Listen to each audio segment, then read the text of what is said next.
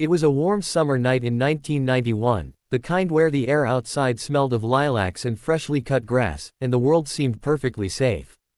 The small suburban town was quiet, streetlights glowing softly through the thin curtains of every house. Inside one of those homes, a little girl named Emily sat cross-legged on her bed, her favorite teddy bear recorder clutched tightly in her tiny hands. The toy, shaped like a bear with big round eyes and a small red button on its chest, could record short voice messages. Emily loved using it to say silly things, sing songs, and sometimes tell her mom she loved her. Her laughter echoed off the pink walls of her room as she pressed the button again and again, filling the air with giggles. Her mother stood in the doorway, watching with a tired but gentle smile.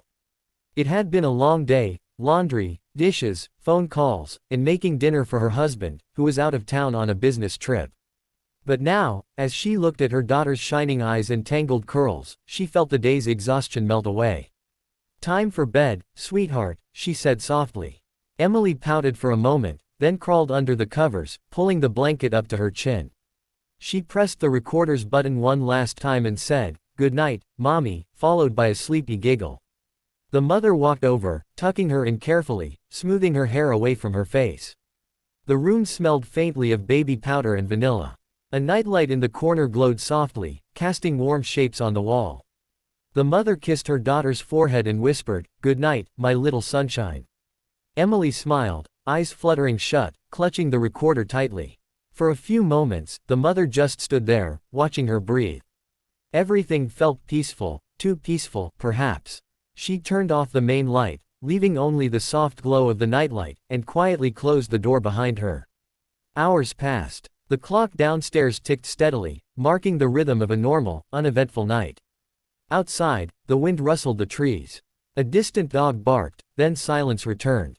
Around midnight, a faint creak came from Emily's room, a soft sound, easily mistaken for the settling of the old wooden floorboards. But then came another. The latch on the window rattled. The thin curtains moved slightly as a cool draft slipped inside. The teddy bear recorder fell from Emily's relaxed grip, hitting the carpet with a muffled thud. The moonlight shifted across the wall, landing briefly on the window frame. Something moved in the shadows, slow, deliberate. The sound of fabric brushed against the sill. Emily stirred in her sleep, murmuring softly, then settled again. A shape loomed beside the bed, motionless for several seconds, before leaning closer. The recorder, lying nearby, clicked faintly, as if its button had been pressed accidentally. Downstairs, the mother stirred awake, thinking she had heard something, a soft bump, maybe a door creaking. She sat up, listening, but the house was silent again. She convinced herself it was nothing, the old house settling, and lay back down. The quiet returned, thick and heavy. In Emily's room, the curtains swayed once more as the window slowly opened wider. The sound of breathing filled the darkness for a brief moment, then the night swallowed everything. By dawn, the first rays of sunlight slipped through the blinds, painting golden lines across the floor. The recorder lay on its side beside the bed, its tiny red light blinking faintly, as if something had been recorded during the night. But the bed, where Emily should have been, was empty. Morning light crept gently through the curtains, brushing across the floral wallpaper of Emily's room. Birds chirped outside the window, their song soft and cheerful, completely unaware that something was terribly wrong inside that quiet house. Downstairs, the smell of toast filled the kitchen as the mother hummed softly, preparing breakfast. It was just another ordinary morning, or so she thought. She called out to Emily, expecting to hear the usual sleepy groan or the sound of little feet thudding against the floor as her daughter ran down for breakfast. But this time, there was only silence. She smiled to herself, assuming Emily was still lost in dreams. With a cup of coffee in hand, she climbed the stairs, her slippers making soft sounds on the steps.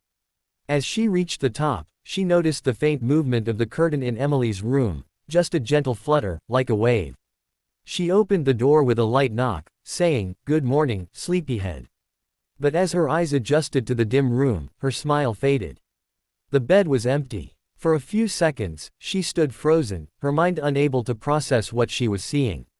The blanket was thrown back, the pillow dented, and Emily's favorite teddy bear lay on the floor. The small voice recorder was nearby, its red light blinking weakly. "Emily." She called again, her voice trembling now. No answer. She pulled open the closet door, peered under the bed, and checked the corner behind the dresser. Nothing. Her heartbeat quickened as she turned toward the window, open halfway, the morning breeze pushing the curtain inward. The latch was undone. Her hands began to shake. She rushed to the hallway, shouting her daughter's name over and over, her voice echoing through the house. Panic spread like fire. She ran outside, calling into the yard, the street, the neighbor's driveway.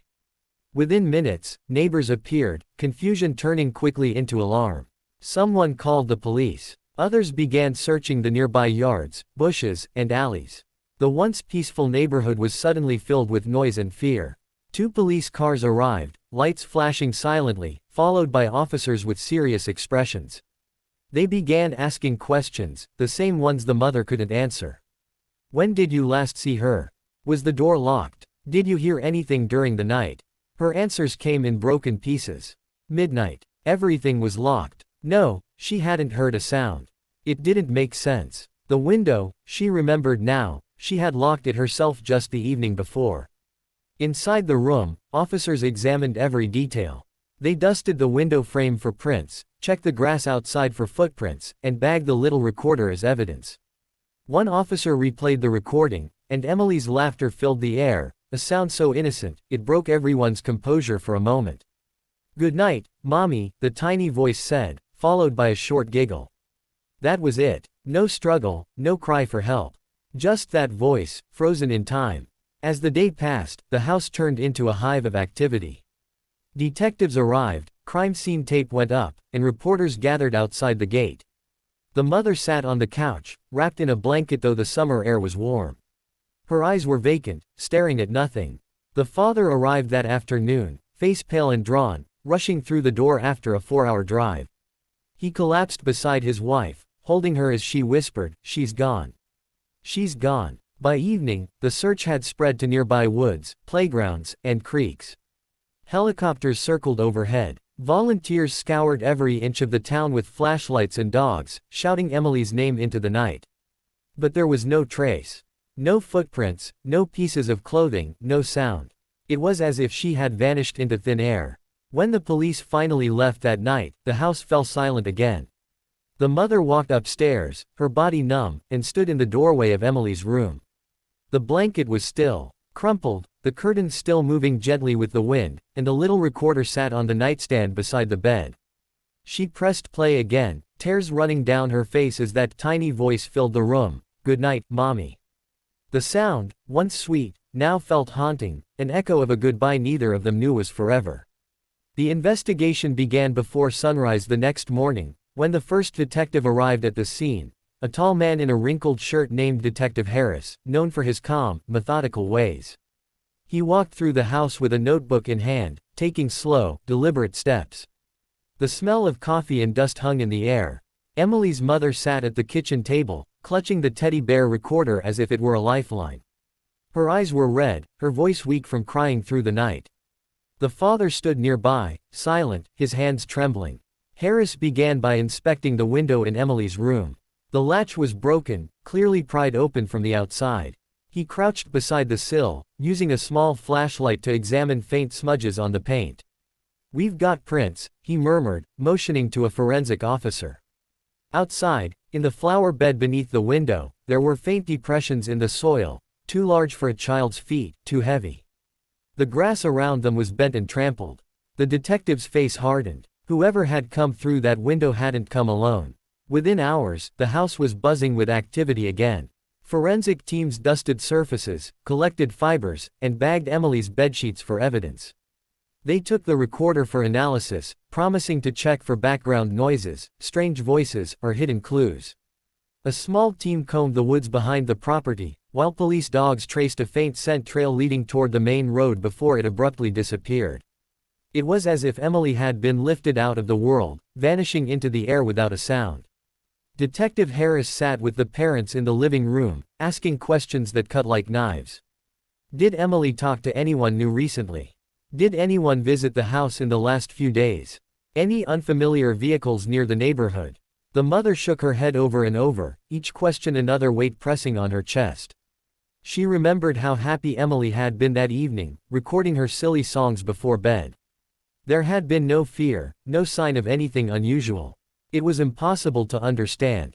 By midday, local news crews had arrived, setting up cameras outside the house. Reporters shouted questions, microphones thrust forward. The father, exhausted and angry, told them to leave, but the story had already spread. Within hours, Emily's photo, her bright eyes and missing front tooth, was on every local channel, every paper, every news bulletin. 6-year-old girl vanishes from her bedroom in the night, the headlines read.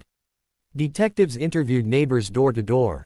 One older woman mentioned hearing a truck engine late at night, but thought nothing of it.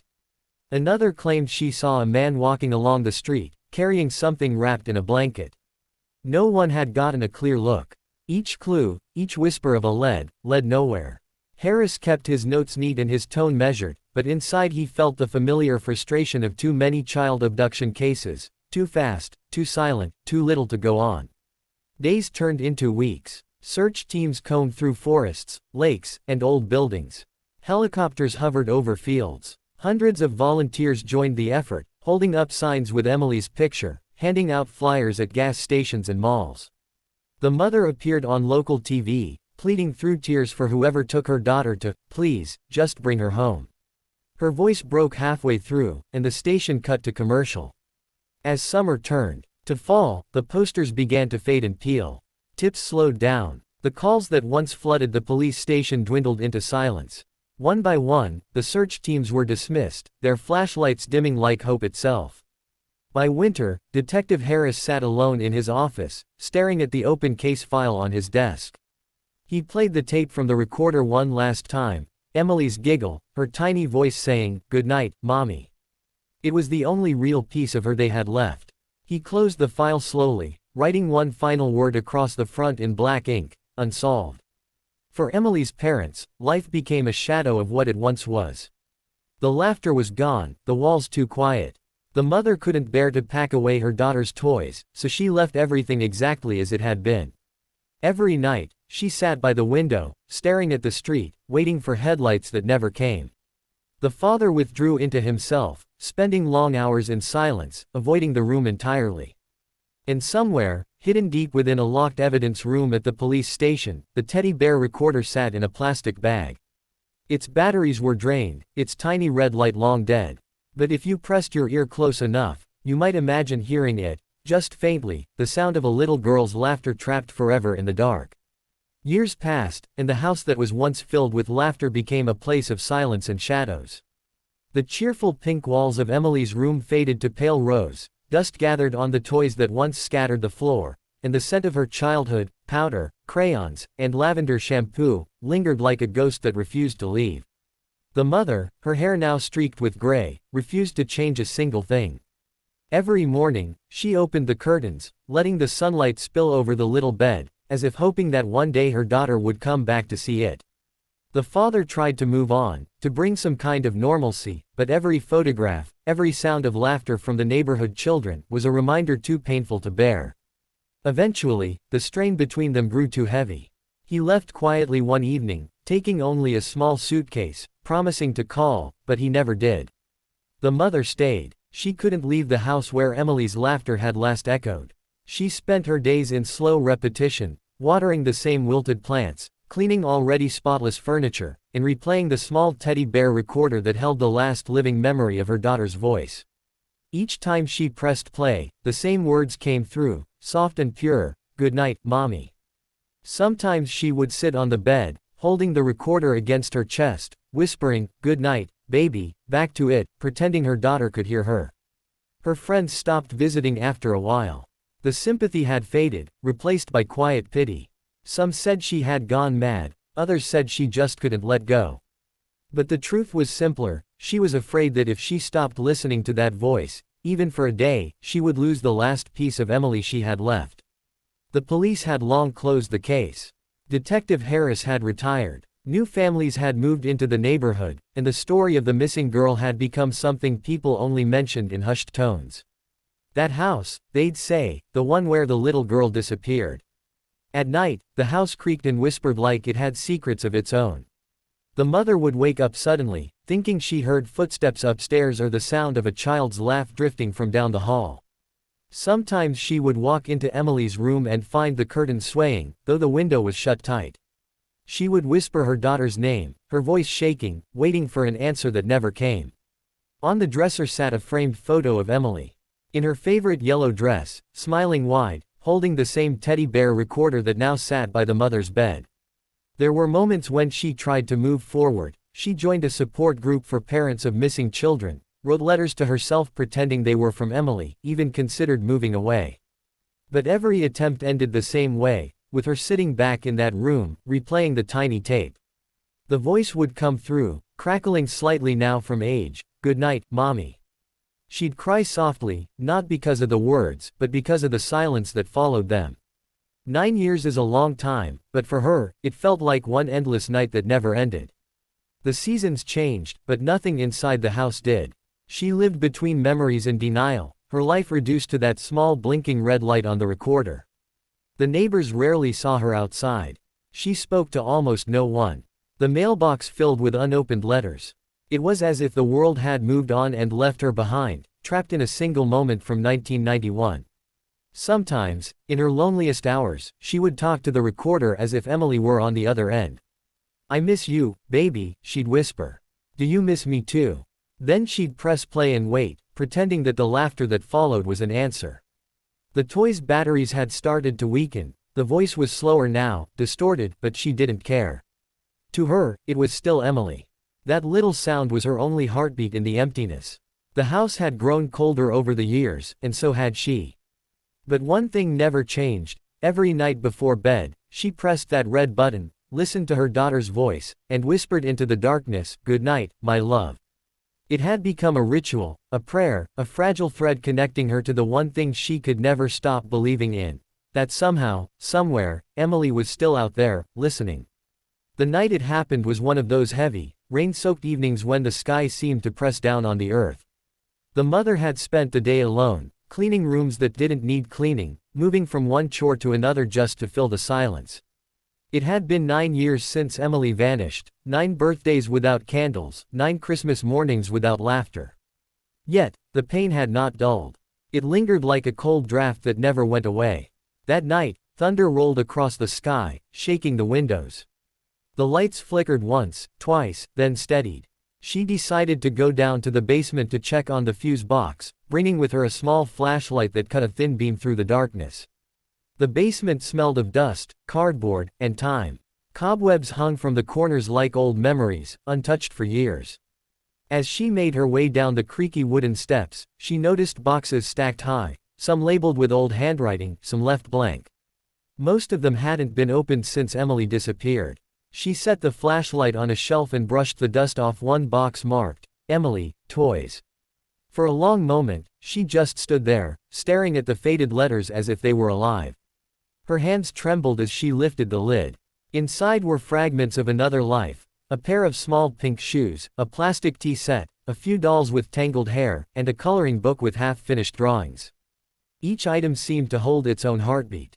At the bottom of the box, buried beneath an old blanket, she found it, the teddy bear recorder. Its plastic surface was scratched and worn, the color dulled from age, but she would have recognized it anywhere. Her breath caught in her throat. She hadn't seen it since the day the police took it for evidence. Somehow, it must have been returned and packed away, forgotten in the chaos that followed. She sat down on the cold concrete floor, the toy heavy in her hands. The rain hammered against the small basement window as she brushed the dust from the recorder's buttons. The small red light flickered weakly when she pressed play. Static filled the air, followed by a faint giggle, Emily's giggle, pure and bright, unchanged by time. The sound hit her like a wave, tearing through the years of silence. Then came the familiar words, "Good night, Mommy." She smiled through tears. But then, just as she was about to stop the playback, another sound followed, a whisper. It was faint, buried beneath the static, but unmistakable. A small voice, scared, trembling, "Mommy, he's here." The mother froze, her heart thudding so hard it drowned out the storm outside. She replayed it, pressing her ear close to the speaker. The same words, the same fear in that tiny voice, "Mommy, he's here." She dropped the recorder, her hands shaking uncontrollably. The sound echoed in her head, looping endlessly. That sentence had never been there before. She knew the tape by heart, every giggle, every breath, and this wasn't part of it. For several minutes, she just sat there, staring at the toy, rain pounding above her. Maybe it was her mind playing tricks. Maybe the old tape had degraded and created strange noises. But something deep inside told her it was real. She picked it up again, pressing play over and over. Each time, the whisper grew clearer, more chilling. "Mommy, he's here." The voice sounded desperate, terrified, alive. Her body moved before her mind did. She ran upstairs, dialing the police with trembling fingers. When an officer answered, her voice came out in broken gasps. "Please, you have to come. There's something on the tape, something new." The man on the other end tried to calm her, telling her that old tapes could distort, that it was probably background noise. But she insisted, begging him to listen. He promised to send someone the next day to check. After hanging up, she sat in the living room, lights dim, the recorder on the table before her. The storm had quieted now, but her pulse had not. She replayed it again, her heart pounding with every second. This time, after the whisper, there was something else, something she hadn't caught before. A faint sound, like the slow creak of footsteps on a wooden floor. Her breath hitched. Her eyes darted toward the hallway leading to Emily's room, where the door stood slightly ajar. The sound on the tape played again. "Mommy, he's here." The words faded into static. And for the first time in years, the mother realized the silence of the house wasn't empty at all, it was listening. The years that followed were a blur of exhaustion, grief, and obsession for Martha. She could no longer sleep in her own bedroom because it was too close to Emily's empty one. Every night, she sat at the kitchen table, staring at the old clock ticking on the wall, imagining Emily's laughter echoing through the halls again. Her husband, Tom, tried to stay strong at first, but the toll of endless police interviews, media scrutiny, and false leads slowly tore him apart. By 1995, he moved out, unable to bear the constant reminders of their daughter's disappearance. Martha was left alone in that quiet house, with only the hum of the refrigerator and the ghosts of memory to keep her company. Every drawer, every box, every inch of Emily's room remained untouched. Her pink bedspread still carried the faint scent of strawberry shampoo. Dolls sat on the shelf with frozen smiles, their glass eyes reflecting dust motes that drifted through the late afternoon light. Sometimes, Martha would walk in, sit on the edge of the bed, and whisper stories as if Emily were listening. She couldn't let go, not because she refused to accept the loss, but because deep down, she believed her daughter was still out there somewhere, waiting to be found. Over the years, strange things began happening in the house. At first, they were subtle. A door creaking open on its own, the sound of footsteps in the hall when no one was there, faint laughter in the middle of the night. Martha told herself it was just her mind playing tricks, that grief could twist perception. But the incidents grew stronger. One stormy evening, she heard something fall in Emily's room. When she entered, a small toy horse lay in the middle of the floor. She picked it up, trembling. It was the same one Emily had carried everywhere, one that had been missing since the night she vanished. Martha began keeping a journal, recording every sound, every flicker of light, every whisper that echoed through the walls. Friends urged her to move, to sell the house and start over, but she couldn't. Leaving would mean accepting that Emily was gone forever, and she wasn't ready for that. So she stayed, year after year, in the house that felt both alive and haunted. Then, in 1999, something unexpected happened. While cleaning out the attic, Martha found an old box of Emily's toys she had forgotten about. Inside was a small, worn-out recording toy, a plastic bear with a voice recorder button on its chest. She remembered how Emily used to record silly songs and laughter on it before bed. For a long moment, Martha just held it in her hands, her heart pounding. The toy had no batteries, but she thought about putting some in, just to hear her daughter's voice again. That night, as rain tapped against the windows, she placed new batteries inside and pressed play. The first sound was Emily's giggle, soft and full of life. Then came a lullaby Martha used to hum to her. But just as she was about to turn it off, another voice whispered faintly through the static, a voice that wasn't there before. It said, "Mom, I'm cold." Martha froze. The rain outside seemed to stop. She stared at the toy, her blood running cold, as the voice repeated, "Mom, please help me." Tears streamed down her face as she clutched the bear. For the first time in years, she wasn't sure if the house was just haunted by grief, or if Emily was truly trying to reach out from wherever she was. Martha didn't sleep that night. She sat in her armchair, the little bear clutched tightly in her trembling hands, its once bright fur now faded and patchy with age. The words echoed endlessly in her mind, "Mom, I'm cold." It wasn't just static, not an illusion born of longing. She was certain it was Emily's voice, older perhaps, weaker, but undeniably hers. Every breath she took felt heavier, and every creak of the house made her heart race. When dawn broke, Martha played the recording again. At first, it sounded the same, the soft giggle, the lullaby, then the chilling whisper. But as she listened closer, she noticed something faint in the background of the whisper, a rhythmic tapping, like metal striking stone. It wasn't random. It repeated 3 times, paused, then repeated again. A pattern. She replayed it over and over until she was sure of it. It was like someone was knocking, somewhere far away. Convinced this meant something, she took the toy to the local police station. The officer at the desk, a young man who hadn't been born when Emily disappeared, listened politely but without conviction. He explained that old recording devices could malfunction, replaying distorted sounds or mixing in radio interference. Martha knew he didn't believe her. She left the station with tears burning in her eyes, but also with a deep, stubborn resolve. Back home, she decided to investigate the toy herself. She opened its back panel again and noticed something strange, a small sticker beneath the battery compartment, faded but legible, "For repair service, call Hollow Creek Toy Factory." The name struck her. Hollow Creek had been abandoned for decades after a fire in the late 80s, not far from where Emily vanished. Her heart began pounding harder. Could it be a coincidence? She grabbed her old map of the area, tracing the roads and forest paths. The toy factory sat just a few miles from the spot where the police found Emily's shoe years ago. A chill ran down her spine. The rhythmic tapping in the recording, could it have been something from that place? A pipe, a machine, or something, trapped. That night, Martha couldn't resist. She drove out to Hollow Creek, her headlights slicing through the fog that clung to the trees.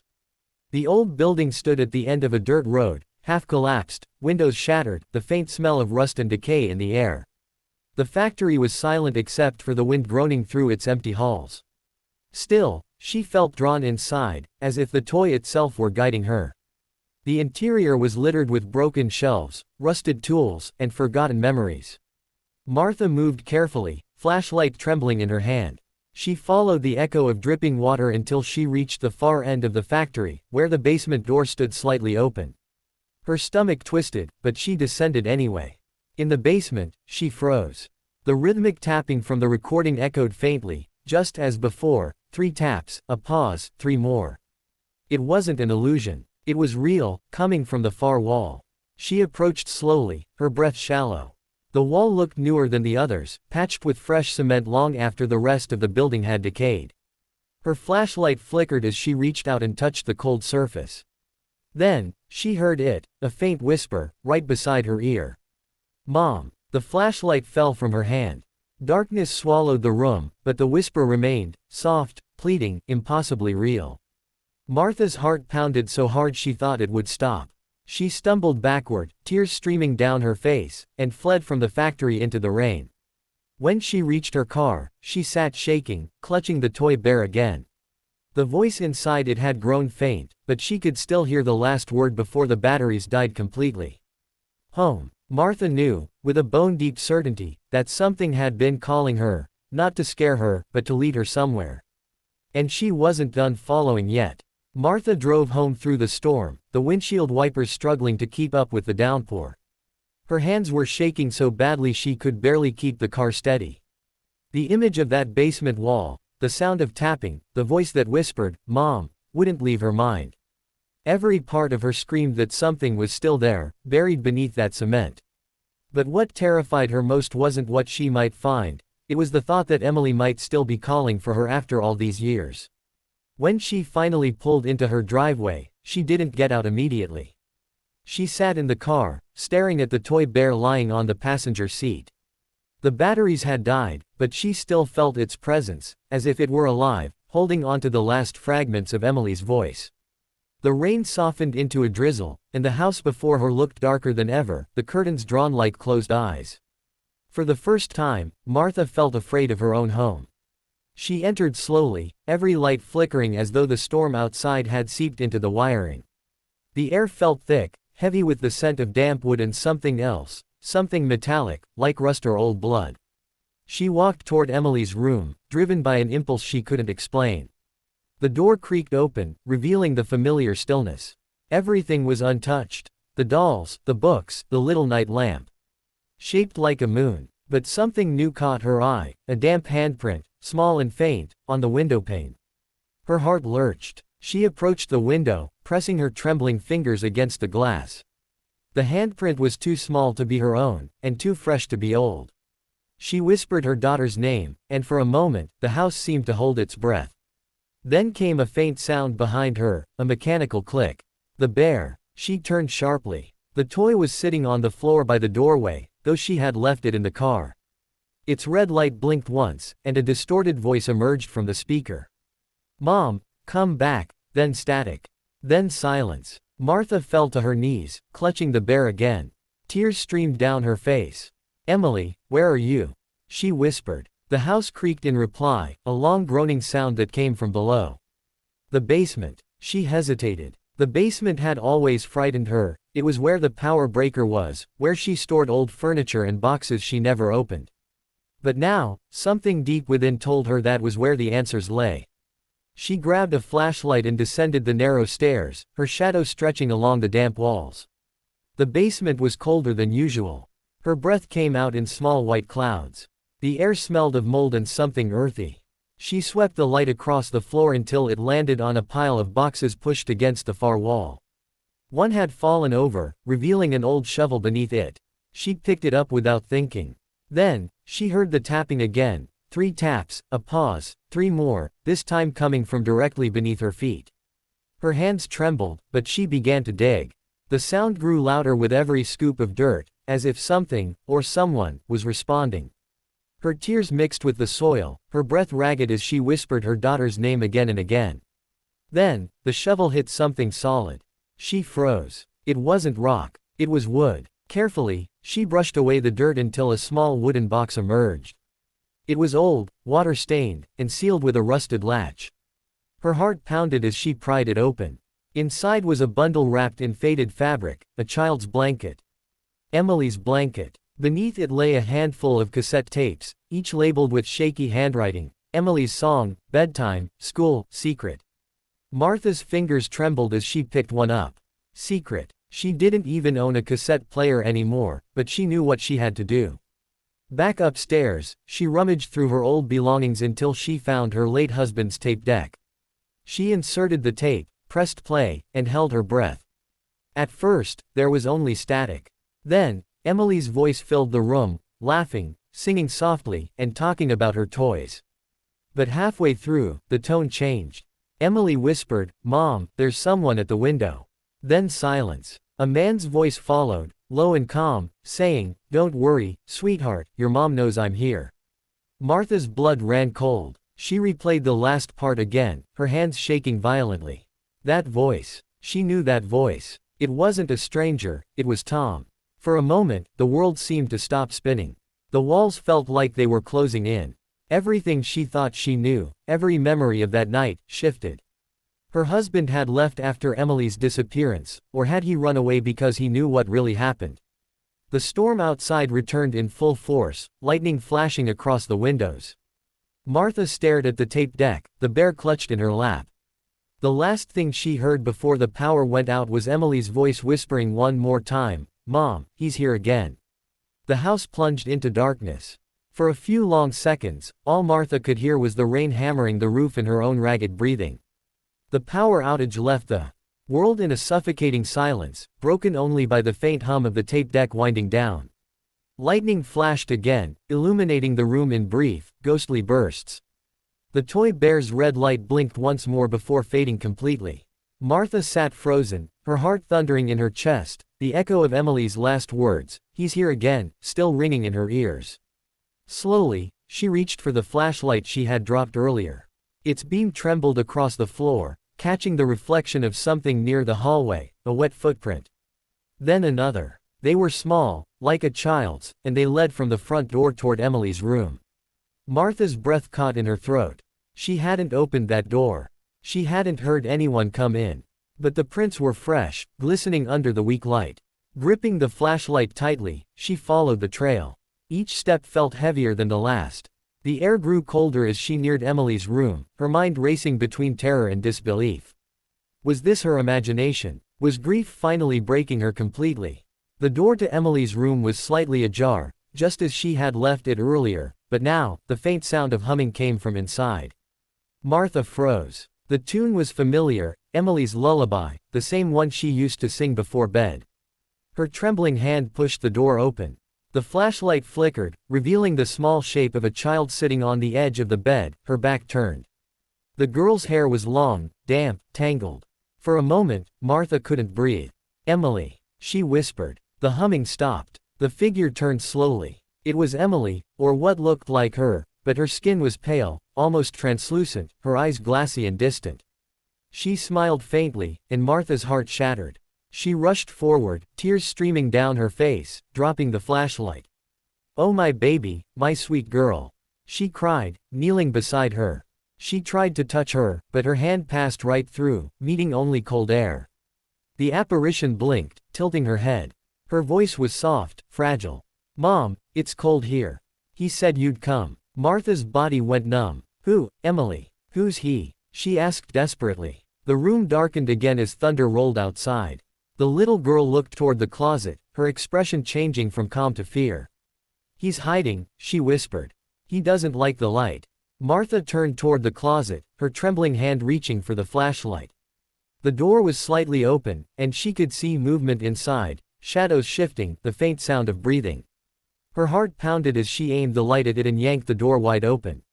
Inside, there was nothing. Only old clothes, dust, and an empty space where Emily used to hide during games of hide and seek. But as Martha stepped closer, she noticed something carved into the wood of the closet wall, letters scratched roughly, as if by small fingers. "Help Mom." The letters tore at her heart. She traced them with her fingertips, her tears falling freely.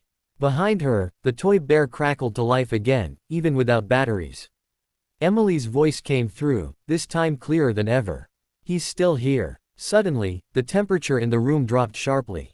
The window slammed shut with a deafening crack, and the lights flickered back on for a split second, just long enough for Martha to see a shadow standing behind her in the reflection of the window. Tall, still, watching. She spun around, but no one was there. Only the faint smell of smoke filled the air, and a deep, almost inaudible whisper crawled through the room, "You shouldn't have come back." Martha stumbled backward, clutching the bear to her chest. The shadow flickered again near the door, long and distorted, stretching across the floor like black ink. It moved toward her, slow and deliberate, and the faint sound of that same tapping, 3 knocks, pause, 3 knocks, rose from the walls around her. She screamed Emily's name, but the child's figure had vanished. The only thing left was her voice, echoing faintly through the toy, "Mom, don't let him take me again." Then, everything went silent. The storm outside stopped as suddenly as it had begun. The air hung still and heavy, and the house seemed to exhale a long, weary sigh. Martha collapsed to the floor, shaking uncontrollably. Somewhere deep inside the walls, the tapping began again. This time, it wasn't coming from the basement, it was coming from beneath the floor of Emily's room. And in that moment, Martha knew, whatever truth she was uncovering wasn't buried in the past anymore. It was right there with her, in the house, waiting to be unearthed. Martha sat motionless on the cold floor of Emily's room, the sound of rainwater dripping from the window frame and the faint echo of tapping beneath the floor filling the silence. Her flashlight flickered weakly, casting trembling shadows across the pink wallpaper. She couldn't move, part of her was paralyzed with fear, and the other part was overwhelmed by a desperate need to know the truth. The words carved in the closet, "Help Mom," burned in her mind like fire. After what felt like hours, she forced herself to stand. The floorboards under her feet seemed to vibrate softly, almost as if something, or someone, was knocking from below. She whispered Emily's name again, her voice breaking. "Sweetheart, I'm here." The tapping grew faster, urgent, frantic. Martha grabbed the small shovel she had brought from the basement earlier, and with trembling hands, she began prying up the boards. The wood splintered, releasing a gust of cold, earthy air that carried the smell of decay. She coughed, waving her hand through the dust. Beneath the first few planks, the ground was dark and damp. As she dug deeper, the beam of her flashlight caught something, fabric, faded and pink.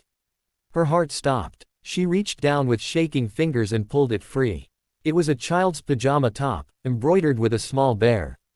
Emily's bear. Her breath hitched, tears streaming down her face.